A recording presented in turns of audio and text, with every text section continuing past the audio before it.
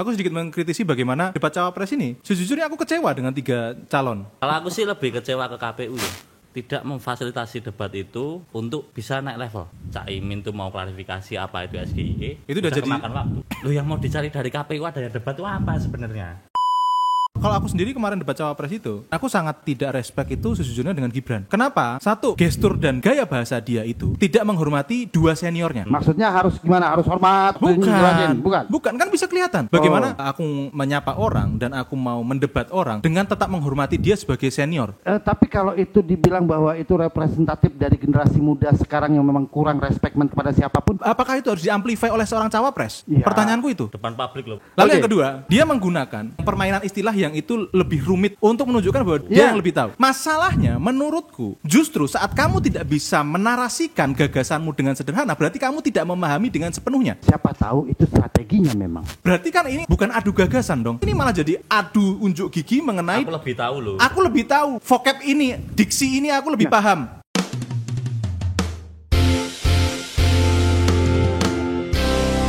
Welcome to Tripods, Troya Tribes Podcast.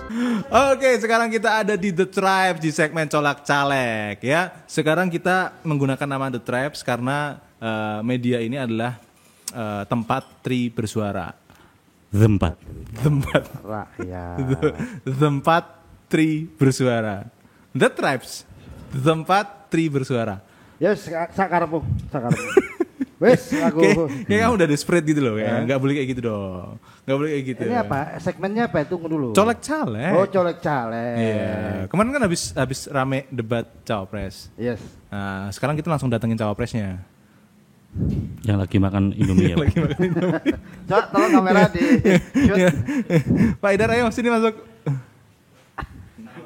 Waalaikumsalam warahmatullahi wabarakatuh. Masya Allah, Habib. Habib, ya Allah. Satu-satunya. Di situ loh. Itu nggak ada mic-nya. Akhirnya rame-rame.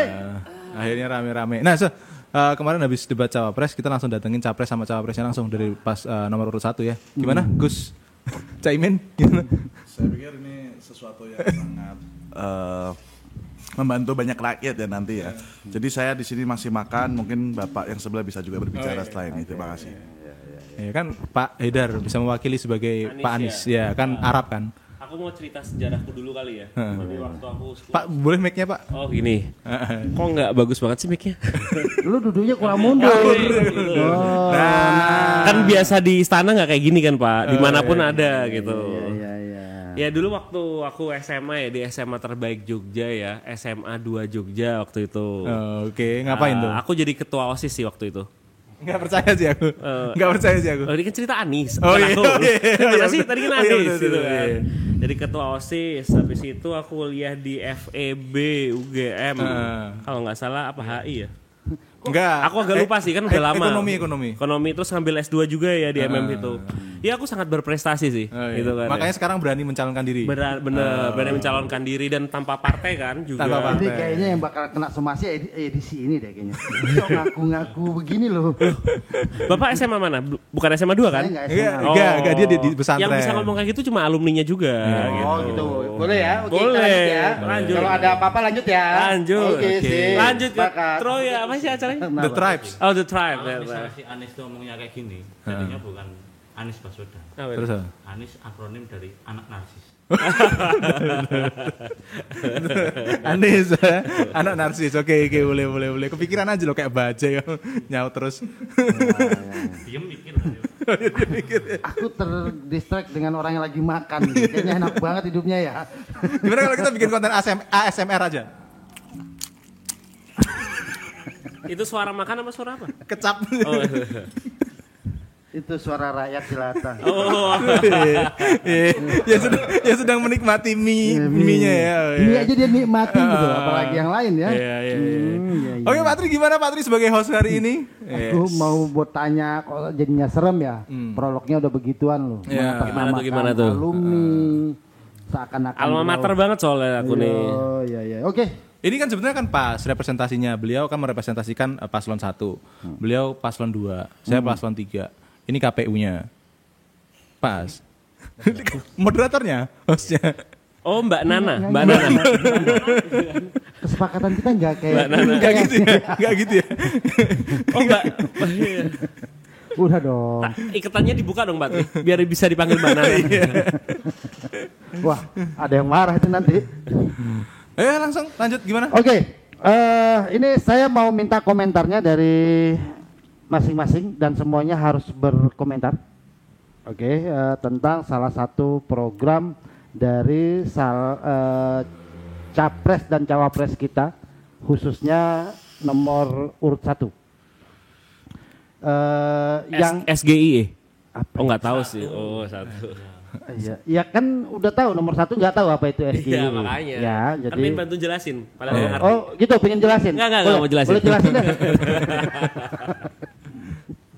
Oke, ini kan ini salah satu program yang aku lihat-lihat.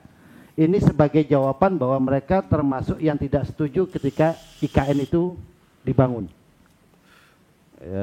Makanya yang benar itu bukan butuh IKN, tapi butuh 14 kota seperti Jakarta dibangun di Indonesia. 40 itu diralat, dia salah sebut, yang benar itu 14. Kemarin waktu debat cawapres sebutnya 40 ya. Ya, tapi diralat setelah itu. Debat cawapres. 14. Enggak habis debatnya, klarifikasi. Enggak tahu aku, enggak Dari dengar klarifikasinya. salah satu timnya kemarin juga. Enggak, kalau 40 provinsi kita aja nggak nyampe segitu. Siapa tahu mau ini apa Mau nambah namanya? provinsi. Pemekaran. Udah deh, kita bahas di 14 aja dulu. Oke. 14 ini realistis atau tidak? Kalaupun realistis, untuk kepentingannya untuk apa sih gitu? Karena gambarannya langsung seperti Jakarta. Jadi mulai dari persepsi tentang gedungnya, tentang hiruk pikuknya, tentang ekonomi dan lain-lain. Oke. Dari yang paling terakhir datang. Tuh, kalau ngomongin tadi mirip Jakarta itu persepsi dari Pak Tri atau emang udah disebut? Sudah disebut. Saya berani nanya karena ada datanya. Oh, ada datanya. Oke, tolonglah. Kalau aku sih Saya riset loh Mas, saya riset. Oh iya, baik Pak.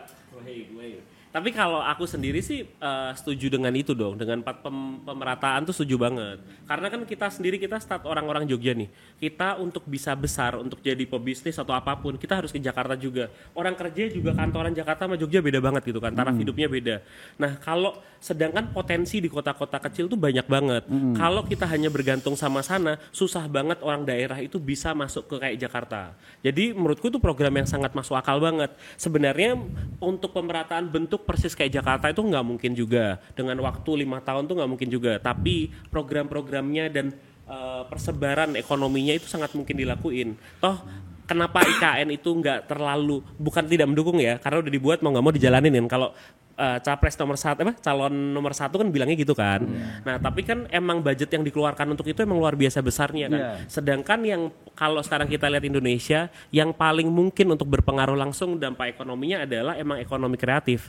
Padat karya, F&B iya, industri kreatif iya, dan itu langsung dampaknya masuk. Sedangkan banyak kota-kota di Indonesia itu supply-nya over.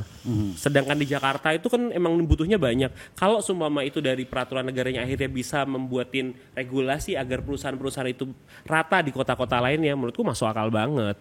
Dan jelas itu akan realistis banget gitu. Berarti kalau kita kali aja 14 deh ya, 14 dengan total biaya yang dibutuhkan.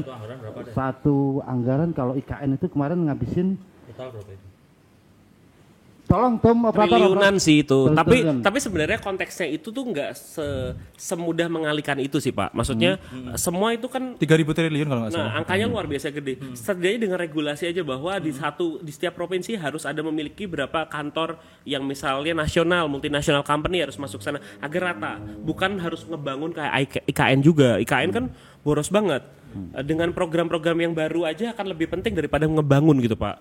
Nah bangun itu bukan secara infrastruktur aja, tapi secara tadi distribusi ekonominya dan segala macam. Oke, langsung menjurus. Nah distribusi ekonomi, ya. Langsung menjurus. Anggap 14 itu salah satunya Jogja termasuk nggak? Termasuk dong. Termasuk. Kita benahin Tugu aja nggak beres-beres loh. Mau masang kabel di atas salah, masang kabel di bawah Bentar Pak salah. Tri. Maksudnya Pak Tri enggak Nggak setuju sama kerajaan di sini, Pak. Maksudnya apa gimana? Mengkritik Loh, ini nggak ada pemerintahan urusan Jogja apa kritik gimana? pidana, artinya Lo kan gini. Bapak tahu ini gubernurnya di sini siapa Pak? Iya. Kamu Bapak pakai pengen gitu debat kan? sama gubernur. Oke. Ada Nyerah. hotline. Ini bahaya, Bu. Saya masih hidup di Jogja, Mas ya. Tolonglah. Iya loh, kok Patri kok asal- Patri asal mana, Pak? kok ofensif ke Iya, pemerintah Bukan, Jogja kalau gitu loh. membangun kota Jogja saja yang ada nilai historisnya seperti ini terjaga dan lain-lain, bangun-bangunannya nggak mudah untuk dirombak dan lain-lain, sementara kita pengen bangun itu sebagai Itu kota kenapa metro. namanya daerah istimewa, Pak? Iya. Karena istimewa itu Katanya tadi sesuai kalau Jogja Sesuai. itu layak untuk dibangun seperti kota layak metropolis. banget dong. Enggak, maksudnya ini enggak kontekstual tuh statementnya Pak Tri tadi. Boleh Bukan nggak nggak nanya? kontekstual. Nama lengkapnya Patri siapa ya? nanti kita Alamatnya di mana? nanti sama kita kasih lokasinya alamatnya sekali. boleh. Iya, iya. Tolong teman-teman ya bisa langsung kontak ke sana gitu kan. Bukan, sementara ada perdanya tentang banyaknya bangunan-bangunan yang nggak bisa bahkan dirubah apapun. Sementara pusat kota Jogja ini ya cuma segini gitu loh. Maksudku kayak gini, itu nggak relate Pak. Karena gini, saat kita ngomongin pemerataan ekonominya, kita nggak ngomongin mengenai cagar budayanya dong.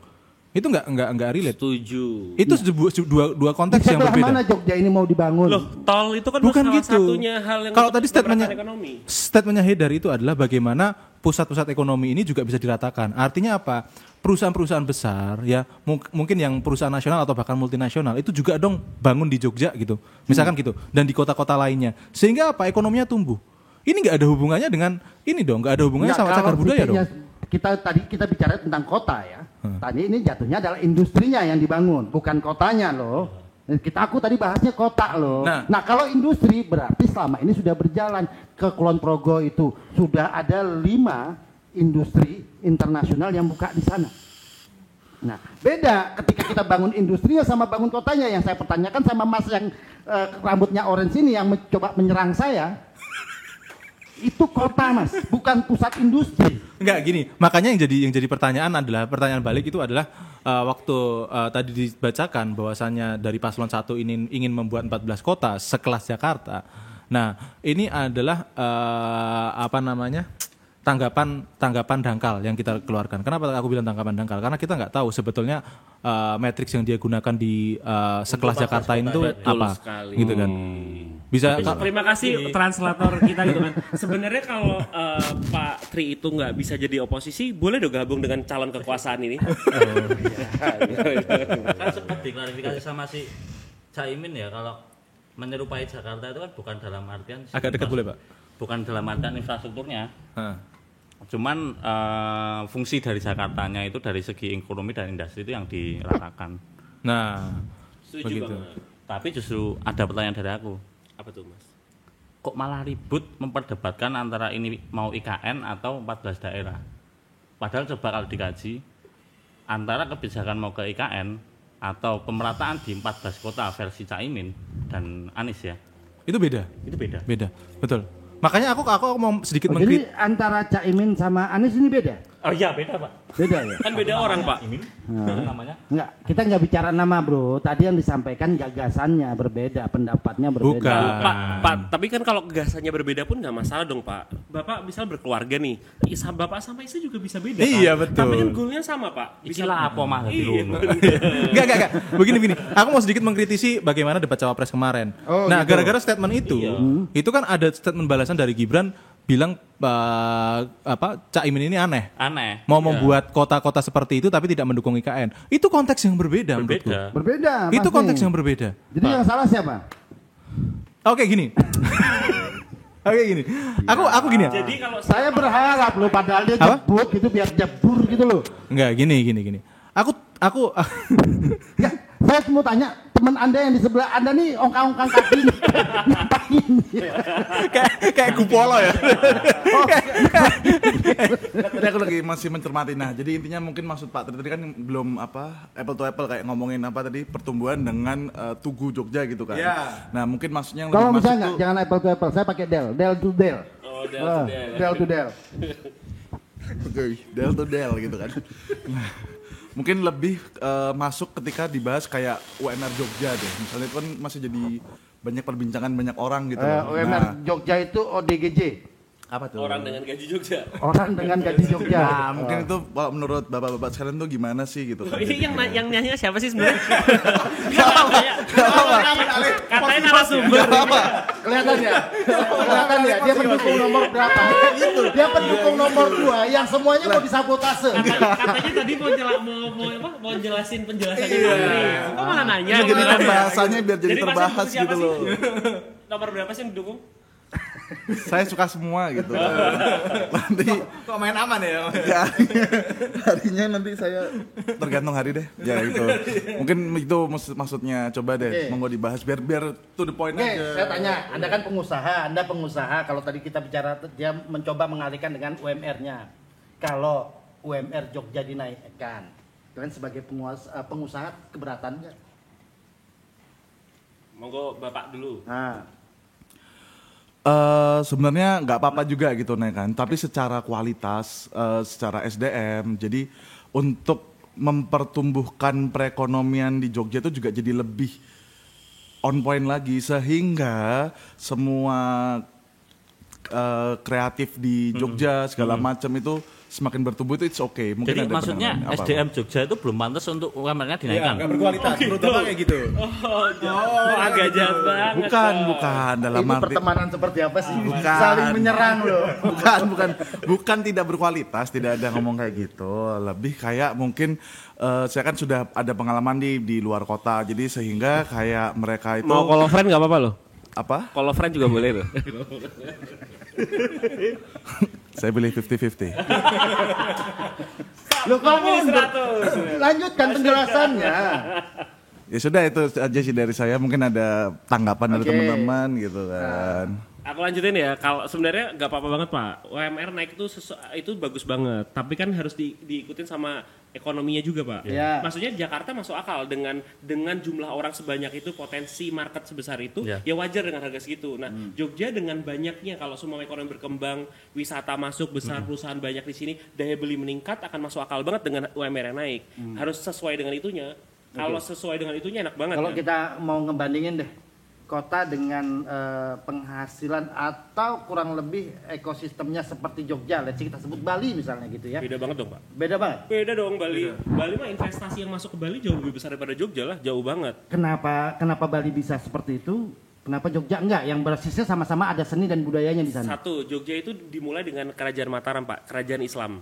Nah, Bali itu bukan Kerajaan Islam, di mana banyak norma-norma yang nggak bisa masuk ke Jogja secara langsung. Nah, di Bali kan di situ lebih bebaskan, makanya semua investasi bisa masuk ke sana. Yang kedua, akses wisatanya jauh lebih baik daripada Jogja, karena jalan ke pantainya aja lebih dekat daripada Jogja. Kita transportasi publik aja belum ada yang proper untuk ke Gunung Kidul gitu kan. Jadi masuk akal banget kenapa Bali gampang diinvest daripada Berarti situ. kinerja kepala daerah Jogja ini belum bisa mengakomodir untuk menyiapkan transport yang proper. Karena jarak yang Jogja kan nggak cuma mikirin itu Pak. Jogja kan juga ada kerajaan di sini yang harus dia pikirkan. Menurutku karena dia menjadi dia menaungin dua kayak gitu, dia juga mikirin norma dan segala macam. Karena keputusan nggak mungkin berdasarkan atas Indonesia aja, tapi berdasarkan dengan kerajaannya sih Pak. Masalah itu Pak, jangankan Jogja itu mikir transportasi publik, sampah wis rampung-rampung. Aduh, makin serem. Saya jadi warga Jogja tuh baru loh. Ya. Ya. Tolong jangan sampai saya diusir dulu. Oke, kita balik dong ke topik. Kenapa malah ngomongin Jogja sih? Ya, kenapa sih, tadi Pak? karena Kenapa salah sih- satu kota kenapa sih yang sensitif mau sama di- Jogja? Aku sensitif banget sama Jogja. Dia Saya takut, Pak. menyebutkan bahwa Jogja layak dibangun menjadi bagian dari 14 kota yang akan dibangun. Oh, ya kan udah sampai situ aja loh. Ya sudah, kenapa jadi serang menyerang? Makanya Pak kalau nggak bisa jadi oposisi ikut kekuasaan Iya. aja Pak. Nih, mau lu, poin pertanyaannya mau lu. Kenapa kok dibandingin antara yang IKN tadi, pro IKN sama 14 kota? Iya, betul. Kenapa betul. kok dibandingin? Itu Padahal yang kan itu sebuah mengkritisi kebijakan sih. yang berbeda sebenarnya. Aku Tolak sedikit ukurnya mengkritisi. Aku sedikit mengkritisi bagaimana ini ya, apa namanya dari sudut pandangku ya. Kemarin aku ngeliat debat cawapres ini, gitu kan. Sejujurnya aku kecewa dengan 3 calon. Loh, emang ada yang nggak kecewa? Aku kecewa dengan 3 calon. Oh, kecewa. Ya. Oh enggak kalau aku Pak. Kenapa tuh? Kok kabur? Kalau aku sih lebih kecewa ke KPU ya. Kenapa? Tadi KPU kan Mas ya di sini. Iya, kamu KPU-nya. Orang KPU. Iya, kamu kan KPU-nya. Ya. Kenapa kecewa ke KPU? Tidak memfasilitasi debat itu untuk bisa naik level. Contohnya yang menurut Anda nggak naik levelnya dari mana? Paling gampang lah ya. Ada pertanyaan apa itu SGIE. Cak Imin tuh mau klarifikasi apa itu SGIE. Itu udah Bisa jadi kemakan waktu. kemakan ininya, kemakan ininya dia, apa namanya? Jatahnya dia. Ya udah, dari itu aja. Berarti kan si KPU sebagai promotor acara itu dan pengadil ring tinjunya itu kan lo yang mau dicari dari KPU ada ya debat itu apa sebenarnya? Loh, bukannya hal kayak gitu juga selalu dari 5 tahun sebelumnya, 5 tahun lagi sebelumnya Memang. terjadi juga. Iya. Gitu. Tapi gini, pendapat pribadi deh. Aku mau dari teman-teman sekalian pendapat pribadi mengenai debat cawapres kemarin, gitu. Kalau aku sendiri kemarin debat cawapres itu, aku sih nggak nyangka Mahfud nggak menang jauh sih.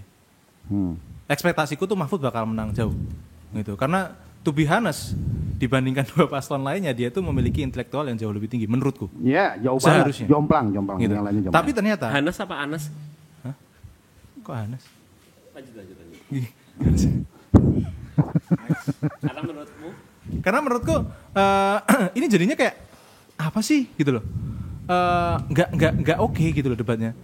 Dan kalau aku sedikit mengkritisi itu, aku paling tidak suka tuh sama Gibran. Enggak, debatnya enggak oke. Ini karena individunya atau pola pelaksanaan debatnya yang Di luar pola pelaksanaan debat lah kalau aku ngomongin, karena kan itu udah otoritas dari KPU ya. Gitu loh. Tapi aku menggarisbawahinya dari ketiga cawapresnya gitu. Dan aku sangat tidak respect itu sejujurnya dengan Gibran. Kalau aku sendiri. No. Kenapa? Satu, gestur dan gaya bahasa dia itu tidak menghormati dua seniornya. Oke. Maksudnya harus gimana? Harus hormat terus waktu ini jelasin. Bukan, kan bisa kelihatan. Bagaimana kalau misalkan aku menyapa orang dan aku mau mendebat orang dengan tetap menghormati dia sebagai senior. Ya, tapi kalau itu dibilang bahwa itu representatif dari generasi muda sekarang yang memang kurang respect kepada siapapun? Lah apakah itu harus diamplify oleh seorang cawapres? Iya. Ya. Pertanyaanku itu. Depan publik loh, Pak. Nggak usah harus pakai ampli, Pak. Mixer bisa. Masuk. Itu satu. Lalu yang kedua, dia menggunakan Teknik debat lama lah. vocab lah ya, vocab yang permainan istilah. Yang permainan istilah yang itu lebih rumit gitu kan. Untuk apa? Untuk menunjukkan bahwa dia itu Yang lebih pintar. tahu. Dia yang lebih tahu. Itu sudah dipakai 5 tahun lalu oleh bapaknya juga. Masalahnya menurutku justru saat kamu tidak bisa menarasikan gagasanmu dengan sederhana, berarti kamu tidak memahami dengan sepenuhnya. Nah, siapa tahu itu strateginya memang. Iya, strateginya jatuhnya berarti kan ini untuk menunjukkan siapa lebih pintar, bukan adu gagasan dong. Bukan, oke, menurut ini dalam konteks ini kamu pemahamanmu bagaimana? Kalau pemahamanku harusnya seperti ini. Harusnya kan seperti itu kalau debat capres-cawapres. Ya. Tapi ini malah jadi adu unjuk gigi mengenai Aku lebih tahu loh. aku lebih tahu. Vocab ini, diksi ini aku lebih paham, gitu loh. Ya, Nah, itu jadi teman Anda diam aja Mas. Mas. Iya, Pak. Ngomong kena, menang kena. Ya, jadi menurut Anda gimana, Pak? Kalau saya Ini ya, sangat anomali banget ini soalnya. saya Gitu. memaklumi Tolong karena ini- beliau pendukung nomor 2 yang semuanya harus dikuasai dan disabotase, dia menjadi porsi saya. Tapi kalau saya gini, ini bukannya saya kayak sebuah permainan bola atau permainan basket ya. Ketika yang pinter terus harus ngelawan dalam tanda kutip yang kurang pinter. Yang pinter nih jadi kelihatan nggak pinter. Kelihatan kemarin Pak Mahfud jadi kelihatan nggak pinter. Karena ya berhadapan sama yang model gini gitu. Gitu. Tapi ya itu lagi-lagi strategi yang paling populer dipakai kan. Tapi kalau aku Ya. ngelihat ya, tapi ini hanya analisa dangkalku ya. Lu yang jago main bola deh misalnya. Oh, Main iya. sama yang nggak bisa main bola, jadi ikutan bodoh, guru. Enggak. Kalau aku Yang gini, jago main bola aku Pak, bukan dia Pak. Saya nggak. Bola bekel dia. boleh wakil. Enggak, kalau maksudku gini. Nak, dua kali lo kabur ya.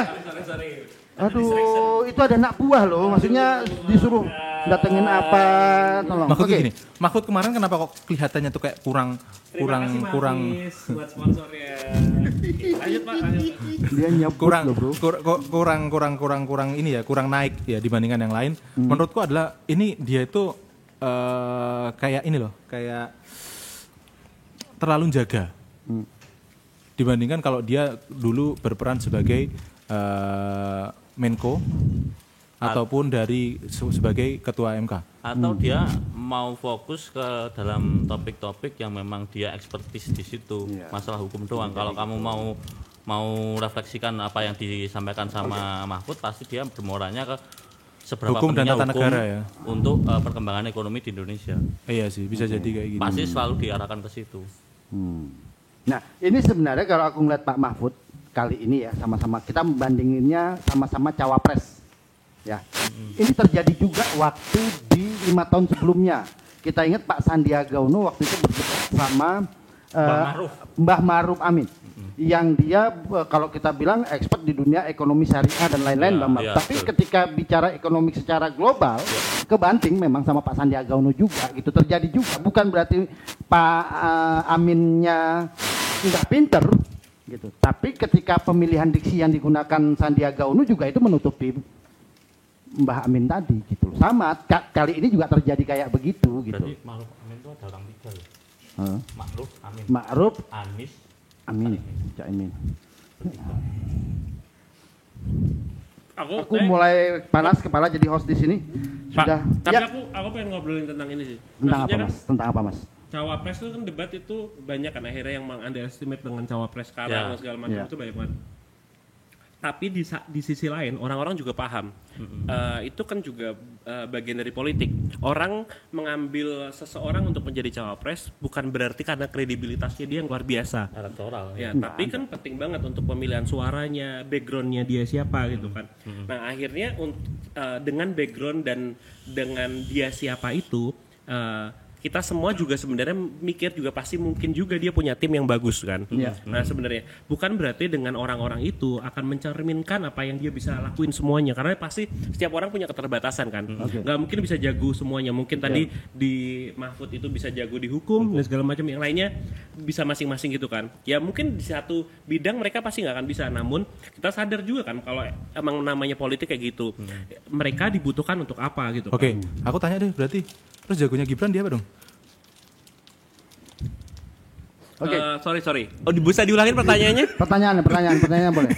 Tolong ya, editor ya, tolong. Di bagian pertanyaan ini tolong di vote ya. Oke. Pertanyaannya. Kayak kalau Mahfud tadi kan jago di hukum dan tata negara. Oke. Kalau Caimin Selepet. jago selepet. Jago selepet. Kalau Gibran jagonya dia apa? Oke. Setidaknya azan maghrib, Bro.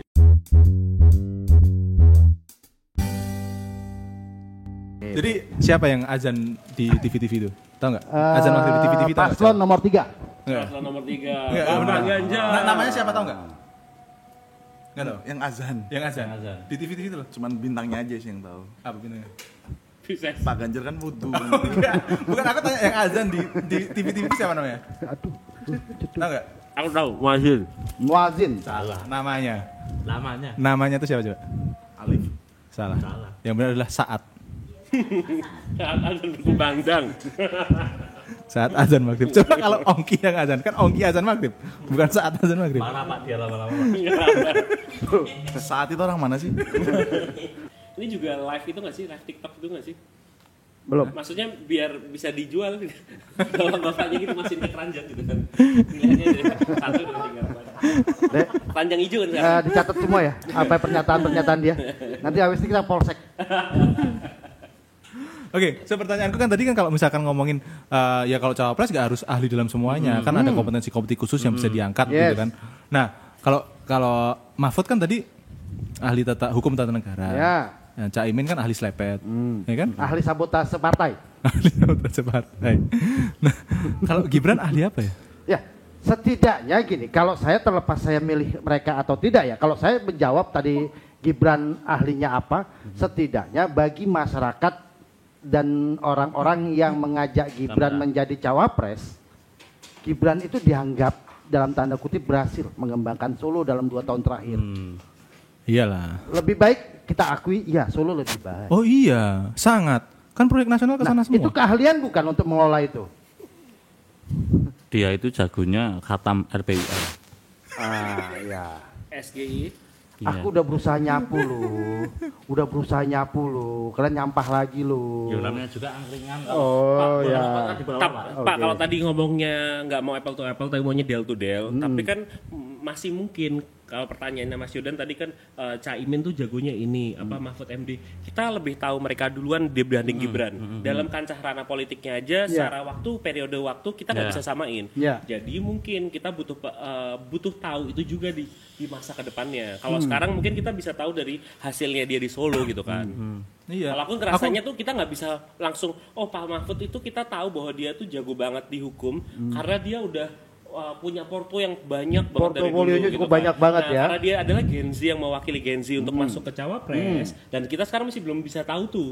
Emang kita belum bisa tahu banget tentang Gibran jujur. Karena kan dia masih baru, apalagi orang yang non Solo misalnya. Kalau Solo mungkin dia lebih kenal ya, paham. Kebetulan kita kan banyak kan stay di Jogja gitu kan. Jadi Tapi aku tahu apa yang paling enggak ya. Mungkin bener kayak rekam jejaknya Gibran di pemerintahan ini belum begitu tinggi lah, belum begitu banyak. Tapi at least ya menurutku kepala-kepala daerah itu harus mencontoh Gibran. Bagaimana bisa mencari proyek pemerintah. Tetap ya. Dia kan maksudnya gini loh, belajar gimana caranya bikin proposal yang baik, gimana cari sponsorship, kan gitu loh. Gimana cara mengelola itu, kan itu harus belajar dari Gibran yang baru 2 tahun, perkembangannya luar biasa loh. Akselerasi loh. Tapi aku mau tanya Pak. Apa tuh? Pak Haidar tadi. Tadi kan dia ngomongin Wapres itu ada sumbangsinya untuk peningkatan elektoral dari si paslon. Dengan pilih Mahfud, ada Gibran, ada Caimin. Nah dari diantara 3 itu tuh, menurutnya Pak Haidar, mana yang paling meningkat? Peningkatan elektoralnya ya? Ya berdasarkan Wapres siapa yang dipilih jadi pasangannya. Kalau aku sih tetap di Caimin sih ya, karena basis Indonesia besar banget untuk PKB. Dia ke NU ya, maksudnya NU tuh besar banget di Indonesia. Jadi menurutku Caimin itu adalah pilihan yang paling pas sebenarnya secara elektoral gitu kan.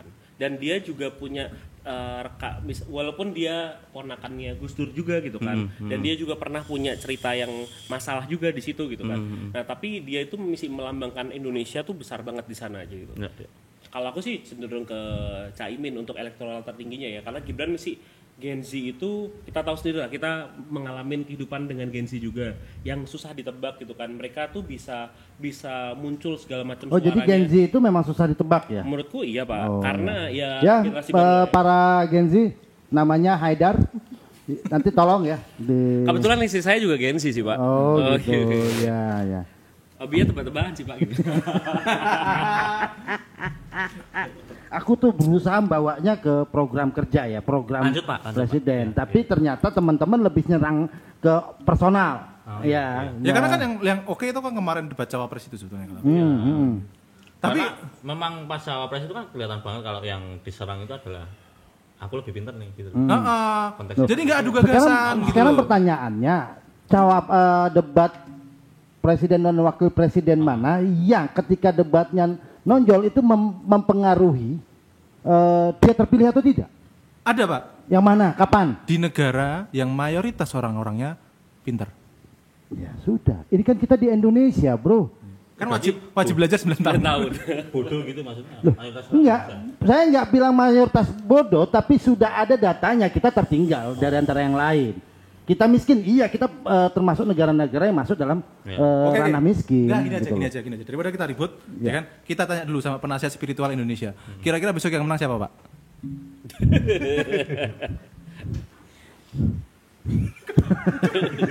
Loh, ini kan masalah tebak-tebakan siapa yang menang, tebak-tebakan yang menang. Jawabnya juga goib, Pak.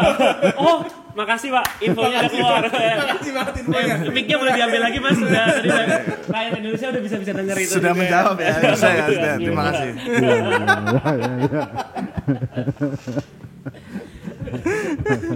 Ayo, ada isu apa lagi, Pak?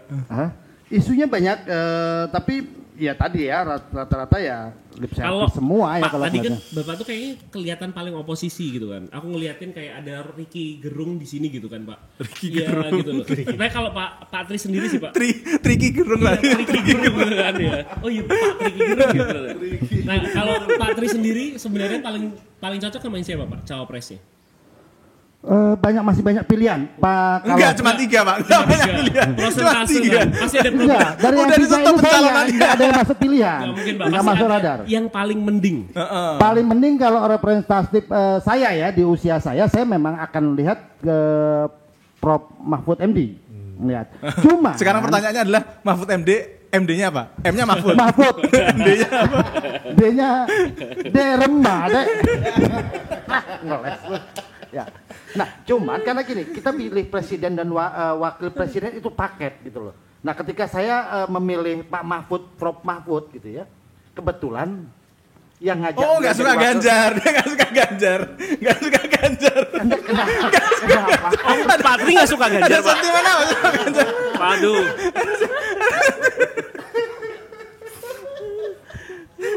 Kenapa lu? Kenapa lu? Oh, pantas aku nggak pernah ngeliatin Pak Tri pakai atribut warna merah ya? Enggak. Oh. Anti merah ya. Oh, P3 Pak? Apa PKB gitu Pak? Ya, Rambutku putih kayak Ganjar, bukan Pak. gini, saya bukan tidak suka dengan Pak Ganjar, tapi kalau calon ideal presiden saya tidak menentukan arahnya ke beliau. Kenapa Oh, Pak? kenapa tuh? Kenapa Pak? Eh, Kan kiprahnya dia bagus juga Pak. bagus. Tapi kan bukan satu bagus yang harus disetting kan gitu loh. Oh, menurut Pak Bagus Tri itu berarti harus itu natural gitu. Berarti menurut Oh, Pak Tri pencitraan. itu pencitraan. Pencitraan doang. Ganjar Iya, itu iya. nggak baik beneran aslinya gitu. Saya nggak bisa bilang dia baik beneran atau tidak. Kok sudah mulai? Pak, aku akan lanjutin sama tadi obrolan yang sebelumnya kalau semua Mas Yudan bilang bahwa kenapa Indonesia Istriku susah. bahagia banget di sana, suaminya dihujat. Kan bilang kan kenapa Indonesia susah memilih dengan benar karena wajib belajar 9 tahun gitu kan. Iya, Nah, kan berarti tandanya orang Indonesia itu kalau dianggap itu kan mereka tuh nggak baca data, suka terima hoax dan segala macam. Iya, betul. Nah, aku penasaran dengan apa yang diomongin Pak Tri tadi bahwa itu pencitraan. Apakah Pak Tri punya datanya untuk Ganjar bahwa itu semua pencitraan, Pak? Opini saya, Opini adalah harus ada sumbernya ya Pak ya, datanya gitu. Sumbernya ya? 9 tahun wajib belajar tadi kan harusnya gitu. wah tambah bahaya. Kenapa aku yang jerumusin bahaya? Kan yakin muncul Kalau jadi penasaran, kalian. soalnya tuh gak ada warna merah sama sekali gitu kan. Suka Mahfud tapi Ganjarnya nggak cocok padahal kiprahnya bagus. Iya. Dianggap itu pencitraan. Aku Boleh penasaran sih dong, Pak. ideal kita gitu loh. Kenapa Pak? Ya kenapa itu dianggap pencitraan? Emang beneran pencitraan Pak? Emang beneran itu settingan Pak? Iya. Iya dong. Oh iya. Iya dong. Oh. Loh, sekarang gini, oke, salah satu contoh. Contoh, Jujur contoh, nih, Pak, contoh. yang klimaksnya gitu ya, klimaksnya tentang akhirnya salah satu dia bukan harapan presiden bagi saya. Salah satunya tentang tidak bisa memisahkan antara dukungan kita ke Palestina dengan olahraganya yang terpisah gitu loh. itu ya. Nah, kita cuma melihat bahwa anak-anak kita gagal bermain di sana. Tetapi tahu nggak persiapannya? Kalau memang mau digagalkan dari awal aja kali. UMKM yang terlibat untuk menyiapkan merchandise-nya sudah berapa banyak diganti Oke. nggak sama pemerintah? Oke. Enggak. Oke, aku bisa jawab itu, Pak. Ya gimana? Kenapa Ganjar kok akhirnya ikut menentang? Apa tuh? Karena PDI menentang. Oh ya, ya. Karena kan dia belum dapat tiket capres waktu itu. Nah, kalau kemarin-kemarin Terus yang kedua? Oke. Yang kedua, kenapa ditentangnya setelah mau berlangsung? Supaya gaungnya kedengeran. Momen dramatisnya. Momen dramatisnya dapat. Oke. Penentang keduanya selain Pak Ganjar siapa? Itu kan Bali. Bali. Lebih dari 3 kali momen internasional di sana bendera itu ada loh, bendera Israel. Iya, tapi kan bukan sepak bola, Pak. Artinya apa? Artinya ini sebenarnya bukan masalah konstitusi. Masalahnya adalah Ini adalah masalahnya menciptakan gaung yang besar. Sepak bola itu mencitrakan untuk gaung Iya. besar. Oh ya. Olahraga rakyat tuh. Tuh kalau hal kayak Tuh, begitu. kalau tadi itu, kalau seumpama tadi dibilangin PDI-nya nggak boleh, berarti sebenarnya ke Ganjarnya tuh PDI-nya Pak. Ya semuanya yang mendukung Kalau dia. itu selalu ada persentase di antara dua itu berapa akan lebih condong kemana Kenapa Pak? ini jadi angka-angkaan ya? Iya. Ini kenapa nih? Ada apa sih? Kalian ini memang udah niat ya? Tunggu dulu. Saya ada Penasaran aja sih, Pak. Tunggu dulu. Ada grup WhatsApp lainnya saya nggak ada jawabnya. Wah, seperti ini kalian ya. Baiklah. Ya, artinya itu jatuhnya kepilihan sih. Saya tidak memilih beliau dengan mata penglihatan saya yang seperti itu gitu. Oke, Pak Tri itu tempat tinggalnya di mana Mas? Sudah mulai mengarah saudara-saudara. Nanti link Google Maps-nya ada di deskripsi di bawah ya. siapa lagi mau kita ini serang hari ini? Ada lagi? Pertanyaannya ada lagi? Ada Pak, satu Pak. Apa tuh? Ini serius Pak. Kenapa lebih kelihatan lagi pas debat kedua kemarin ya, cawapres ya. Dari sebenarnya ada cuma satu paslon sih yang aneh menurut saya ya. Jadi antara dua sih, yang satu abu-abu. Satu aneh, dua aneh, atau enggak tiga-tiganya aneh, udah gitu aja. Satu wajar. Wajar. Satu aneh. Satu aneh. Satu abu-abu. Abu-abu. Nah, itu. Di debat itu, Tentang apa nih? kok aku ngelihatnya itu tidak ada di salah satu paslon ya. Dia tuh kok kayak nggak punya visi. Yang ada, yang dia sampaikan adalah cuma ngelanjutin. Yang mana dia tuh ngangkat prestasi presiden sebelumnya. Yang mana dia itu juga masuk kontestasinya itu nggak ada hubungannya sama presiden sebelumnya. Let's say kita ngomongin ke sebelumnya ya. Di SBY yang periode kedua, terus ada Prabowo sama Jokowi ya. Terus ada satu lagi tuh kalau nggak salah. Iya, yang kalah. Nah, yang kalah itu kan Siapa? Haritanu dan Wiranto. Wiranto. Oh iya Wiranto ya. Nah, pada saat itu tiga-tiganya punya gagasan masing-masing loh tentang Yes. Indonesia mau dibawa ke mana. Iya. Nah, yang aneh di saat ini, itu tadi yang ngomong. Satu jelas perubahan, satu abu-abu, Satu melanjutkan. satu ya nggak punya, bisa dibilang nggak punya. Oke. Loh kalau lanjutin kan nggak bisa dibilang itu punya gagasan dong. Wah, ini hal kayak ini pertanyaan ini tepat. Saya percaya orang yang akan saya tunjuk ini tepat punya kredibilitas untuk menjawab tentang hal ini. Monggo, Mas. Ini kalau misalkan ngomongin gagasan-gagasan, Wah. visi misi. Wah, udah teruji di Jogja. Ayo, Mas.